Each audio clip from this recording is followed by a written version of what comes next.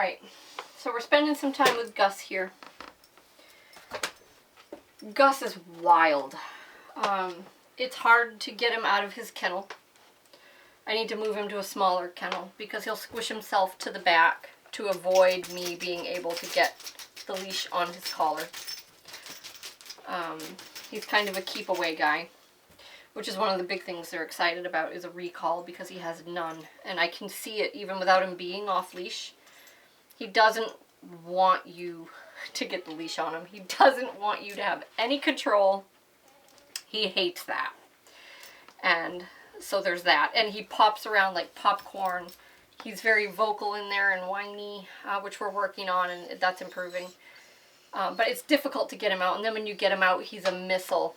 And when he's on a leash, he pulls like a truck. I mean, he pulls with all of his strength. It's super, super dangerous. It's painful. It hurts. He's whining right now because we're not doing anything, which is pretty common as things go. But he definitely doesn't like being still, and he doesn't like you being able to tell him what to do. So if you put him on his flat collar, you know, he's pulling you like I described. And if you put him on his prong collar, he has a total meltdown, complete freak out, screams like you're killing him. And I wanted to talk about that. You'll probably get to see at least some of that here, even though he's had a little bit of experience with it to this point. Because some people, a lot of people, would see that and they would think, oh my God, this is like really painful and we're hurting him and, you know, we're going to cause some kind of damage and we need to take it off. Nope, that's not what's happening at all. Not at all. This is a personality thing. This isn't a prong collar problem. This is a Gus problem. So, Gus, again, he's used to being able to be a missile and be completely out of control and do whatever he wants. And now he can't do that. So you get frustration. And you see the temper tantrum. There also might be a little element of panic because it feels different and he's super wound up and he's not used to this. So there is an element of like, oh my God, oh my God. But mostly it's like a temper tantrum. It's just a little freak out that things are different now and he can't get away with all those shenanigans.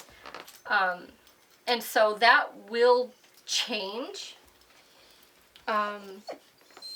He might always be kind of a sensitive guy, which is fine. There's nothing wrong with that.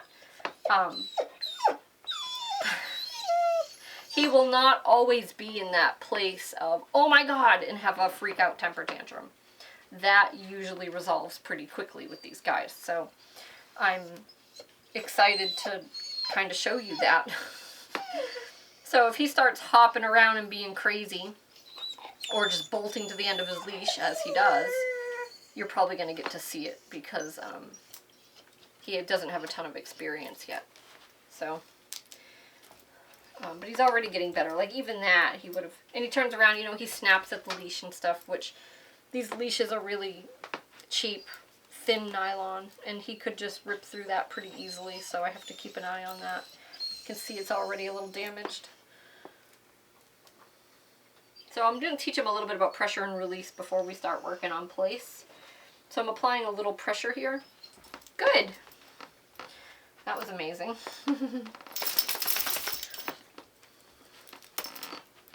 Good. Good. You can see when I engage that little bit of leash pressure. Is he going to poop? He just came in from outside, so I hope not. It kind of looks like a pooping behavior, so I'll keep my eye on that. We might need to go back out. Apply pressure. I'm going to do pressure upwards. Sit. And sit. Good. Good job. Let's go. Pressure this way. So see how he's got the brakes on and he starts biting at the leash. I'm not going to pull him through that pressure. I'm not going to drag him.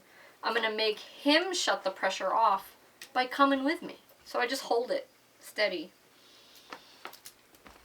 Let's go. And that's all it is, guys, is pressure. Like, he's not getting stabbed in the neck. That's what people want you to think, because it's just not what's happening.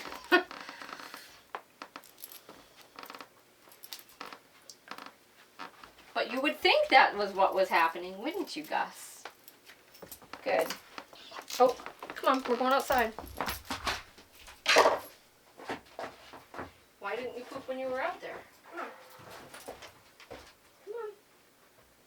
Come on, we're going out.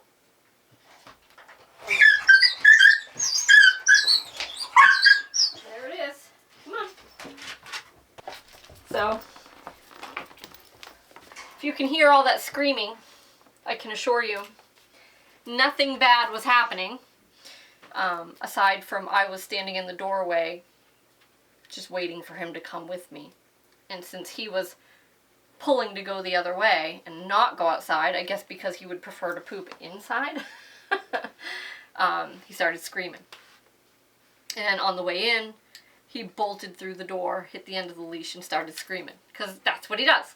So, but that's fading already, and it's going to continue to get better and better. And now maybe we'll do something fun, and we'll earn some food. But you'll probably still get to hear some more screaming here in a minute, because he just likes to whip around like a whirlwind, and he doesn't like it when he hits the end of the leash, and it's not a super comfortable pull at the end of the leash. Like, he hits the end of the leash and now there's like a correction. There's something a little uncomfortable. There's a little extra pressure. There's a different sensation. And he doesn't care for that. So we're going to start with teaching him to get on the cot. Come on. Good.